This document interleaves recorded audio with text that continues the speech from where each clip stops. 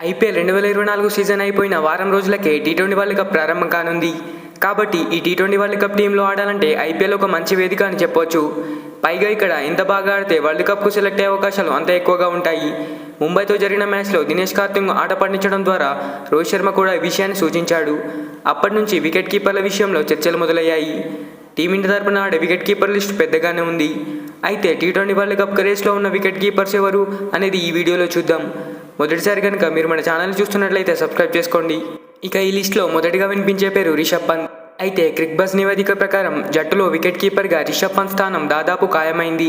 రాబోయే ఐపీఎల్ మ్యాచ్ల్లోనూ ఇదే ఫామ్ కొనసాగిస్తే పంత్ టీ20 ప్రపంచ కప్ ఆడడం ఖాయం.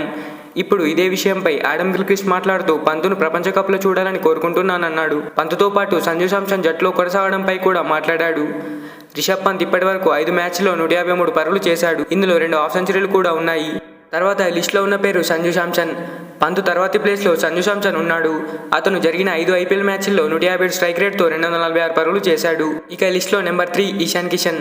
డిసిప్లిన్ విషయంతో వివాదంలోకి వచ్చిన ఇషాన్ కిషన్ కూడా ఈ రేసులో ఉన్నాడు. అయితే ఇప్పటి వరకు అతను 5 మ్యాచ్ల్లో 32 యావరేజ్తో 121 పరుగులు చేశాడు. అయితే ఇషాన్ కిషన్ 183 స్ట్రైక్ రేట్తో ఆడుతుండడం ప్లస్ పాయింట్.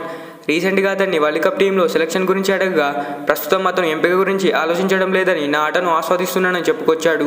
ఈ లిస్టులో నెంబర్ 4 కేఎల్ రాహుల్. ప్రదర్శన పరంగా కేఎల్ రాహుల్ చివరి స్థానంలో నిలిచాడు.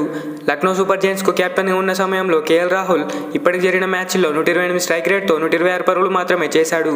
ఆటపరంగా చూస్తే కేఎల్ రాహుల్ వెనుకబడి ఉన్నాడు. కానీ అతనికి ప్రపంచ కప్ వంటి పెద్ద ఈవెంట్లలో ఆడిన అనుభవం ఉంది. అది అతనికి ప్రయోజనం చేకూరుస్తుంది.